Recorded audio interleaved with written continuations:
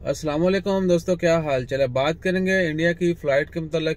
आज 29 अगस्त है और इंडिया ने 30 सितंबर तक जो है इंटरनेशनल फ़्लाइट सस्पेंड करने का ऐलान कर दिया। पहले ही सस्पेंड है, लेकिन क्या है कि 1 महीने के लिए फिर जो है इजाफा कर दिया गया।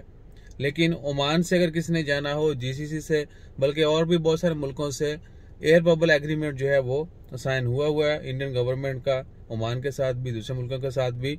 तो वीकली दो फ्लाइट जो हैं, सलाम एयर की 2 फ्लाइट हैं और ओमान एयर की, एयर इंडिया एक्सप्रेस की, एयर इंडिया की। तो इस तरह दो फ्लाइट जो हैं वो मुख्तलिफ डेस्टिनेशन के ऊपर जाएंगे। यहाँ से जाने के लिए आपको किसी किस्म की कोई परेशानी नहीं है।